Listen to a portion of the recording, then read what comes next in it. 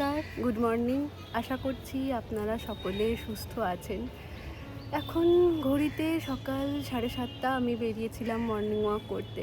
এবার ফিরে যাব। রাজাও বেরিয়েছিল আমার সাথে, ও রুমে ফিরে গিয়েছে। আমি একটু পার্কটাতে বসে রয়েছি।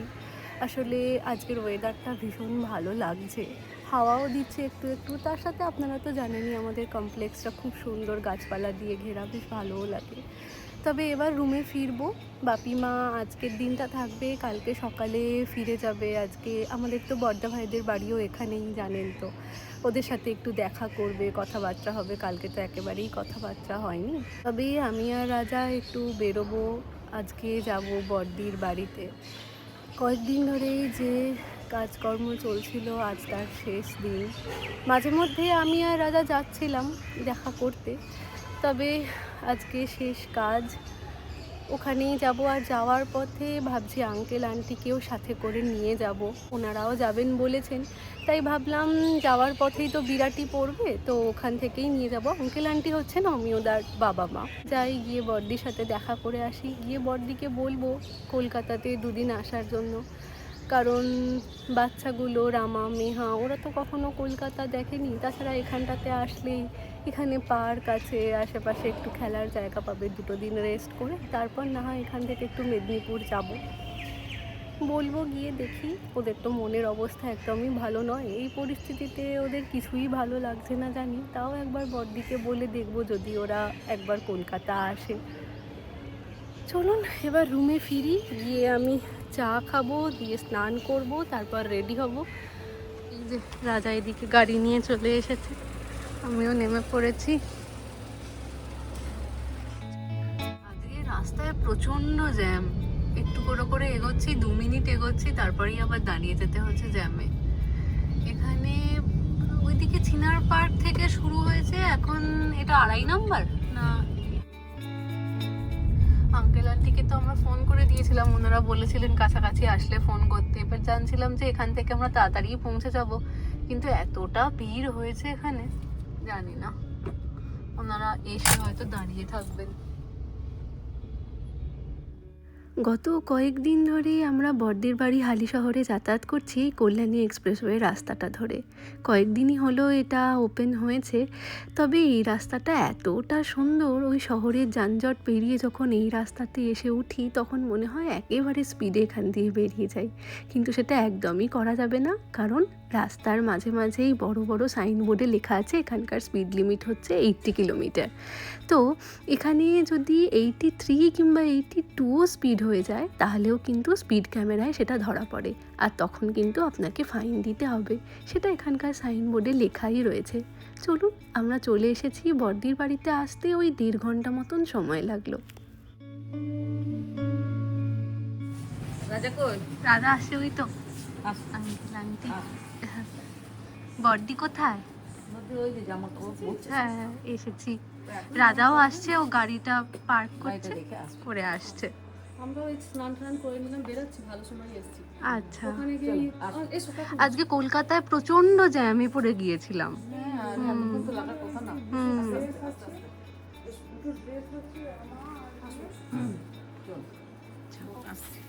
আমরা এখন যাচ্ছি এখান থেকেই সামনে যেখানে সকলে রয়েছে সেই জায়গায়। প্রথমে বাড়িতে এসেছিলাম, এখন মামনি, আমি, বড়দি আসছে পিছনে, সকলে মিলে যাচ্ছি।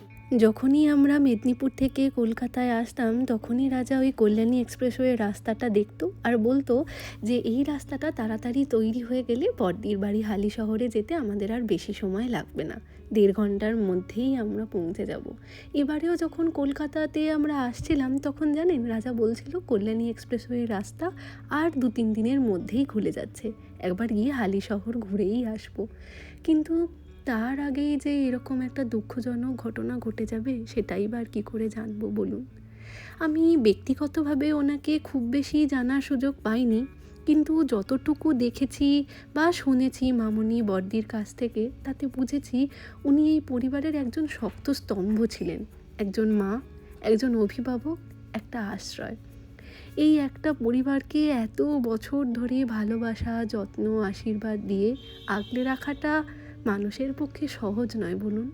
ওনার জীবন ছিল সেই ভালোবাসা আর দায়িত্বের একটা সুন্দর উদাহরণ। আজ হয়তো তিনি শারীরিকভাবে আমাদের মাঝখানে নেই, কিন্তু তার শেখানো মূল্যবোধ, তার আশীর্বাদ, এই যে তার স্মৃতিগুলো, তার পরিবারের মধ্যে বড়দি, মানিকদা, মেহা, রামা, সৌম্য সকলের মধ্যে বেঁচে থাকবে চিরকাল, জানেন।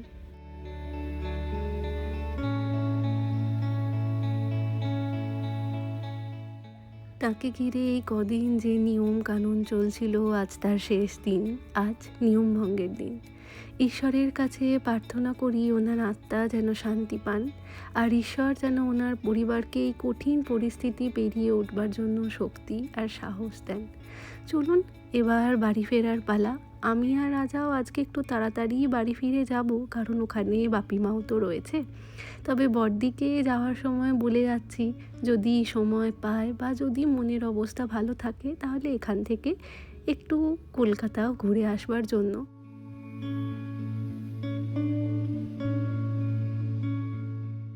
চলুন রওনা দিয়ে দিয়েছি। ঘড়িতে এখন সন্ধে 7:30 বাজে।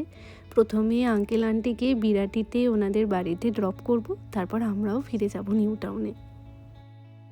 মা এখন সম্ভার নিয়ে বসেছে, বাড়ির থেকে যা যা আমাদের জন্য নিয়ে এসেছে সেগুলো দেখাতে।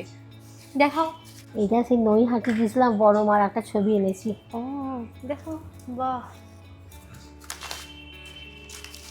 দেওঘরের শিবলিঙ্গ, দেখো, বৈদ্যনাথের শিবলিঙ্গ আর প্যারা। বৈদ্যনাথ। আজ রাজার জন্য প্যারা এনেছি। রাজা প্যারা খেতে ভীষণ ভালোবাসে। মা বাপি কিছুদিন আগে দেওঘর গিয়েছিল। দেখো কিরকম প্যারাটা হয়, খুলেই দেখাও। ডিজাইন করা না সেই তারাপীঠের মতনই হয়? ভালো, খুব সুন্দর প্যারা। তারাপীঠেরও তো প্যারা বিখ্যাত, তারাপীঠে গিয়ে আমরা প্যারা নিয়ে এসেছিলাম। এই তো প্যারা, ক্ষীরের মনে হচ্ছে। হ্যাঁ। এটা রামা আর রিভু গাড়ি। হ্যাঁ, থার নিয়ে এসেছে, বাহ। মা থার থার চালাবে। কিনেছে ওদের। থার, কি সুন্দর দেখতে গো, পুরো অরিজিনাল থারের মতো। হ্যাঁ খুব ভালো এগুলো। কত জিনিস নিয়ে এসেছে। তোমার আবার একটা এই সাজিয়েও যে বসেছে। আইস মোল্ড এনেছি, তুমি আইস বসাবে। হ্যাঁ, এটা আমার খুব দরকার ছিল। আর একটা এই যে বিছানার বেড কভার, বাহ এইটা বেড কভার একটা এনেছি। তোমার জন্য বিস্কুট এনেছি। বাহ, খুব সুন্দর হয়েছে বেড কভারটা। এটা খুলে দেখাও মা, কেমন। এটাই তো হবে কভারে। হ্যাঁ বড় আছে বাবা, অনেক বড় তো। হ্যাঁ, তোমাদের বালিশগুলো তো অনেক বড় বড় না, হ্যাঁ, ওই জন্য আমি বড়ই নিয়েছি। বাহ। হ্যাঁ, আর এই ordinary- যে আমি বাদাম ordinary- বিস্কুট ভালোবাসি, প্রত্যেকবার মা প্যাকেট নিয়ে আসে, এবারে এক বাক্স ভর্তি বাদাম বিস্কুট নিয়ে এসেছে। নর্মদার মিষ্টি এটা কি আছে দেখাচ্ছি, কি মিষ্টি এনেছি।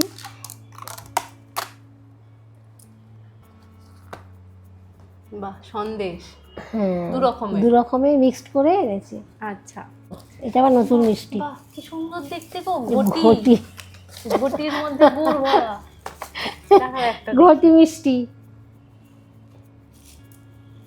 বাহ, তার মধ্যে গুড়।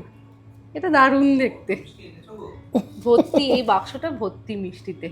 আর ওই প্যাকেটটাতে কি আছে? ওইটা একটা আছে সারপ্রাইজ, ওটা তো সারপ্রাইজ। Surprise gift. বাবা, দেখাও দেখাও। ওই বাক্সটার দিকে আমার অনেকবার, ওই চোখ প্যাকেটটার যাচ্ছে, দিকে আমার অনেকবার চোখ কিছু চলে বলতে যাচ্ছে। পারছি না, মা কখন বার করবে। ভাবছি এটা। ওইটাই দেখাবে আগে। এই যে তোমার একটা কুর্তি, বাহ, খুলে দেখাও পুরোটা। আবার খুলতে হবে, আবার ভাঁজ করতে হবে তো। সুন্দর হয়েছে। আমার এই কালারের কিছু নেই।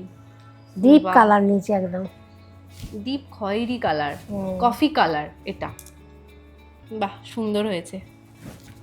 লং কুর্তি আমি পছন্দ করি। এই যে রাজার একটা শার্ট, ফুল শার্ট, ফরমাল বাহ। Full shirt. বাহ, এই কালারের রাজার জামা নেই, শার্ট নেই। রাজা ফর্সা তো ভালো লাগবে। খুব সুন্দর লাগবে ওকে কালারটা। আর তোমার একটা কটনের নিয়েছি জামা প্যান্ট সেট। সেট। বাহ, এটাও ভালো হয়েছে। এটা জামা,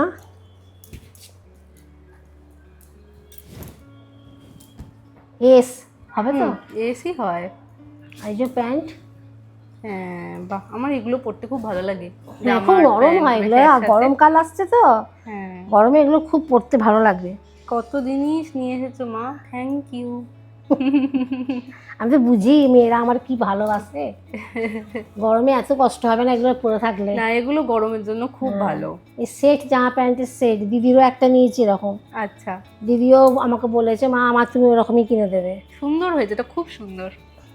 ঘড়িতে এখন সকাল 7:30 আর সকাল সকাল উঠেই এক রাশ মন খারাপ, কারণ আজকে মা বাপি রওনা দিচ্ছে তারকেশ্বরের উদ্দেশ্যে। চৈত্র মাসে মেলার পর বৈশাখ মাসে দুজনে মিলে এসো। হ্যাঁ, আচ্ছা যাবো। এতেও খুব মন খারাপ হয়। হ্যাঁ, কলকাতার থেকে বাপিমা যখন বাড়ি ফেরে অথবা তারকেশ্বর থেকে আমি যখন ফিরে আসি, তখন মায়ের চোখটা ছলছল করে ওঠা দেখে আমারও মনটা ভীষণ খারাপ হয় জানেন। কিন্তু মায়ের সামনে মন খারাপটা আর প্রকাশ করি না, তাতে মায়ের মনটা আরও বেশি খারাপ হবে। যাকে চলুন আজকের ভিডিওটা এখানেই শেষ করছি। আজ তাহলে আসি, আবার আসবো নতুন একটা ভিডিও নিয়ে। ততক্ষণ সকলে সাবধানে থাকবেন।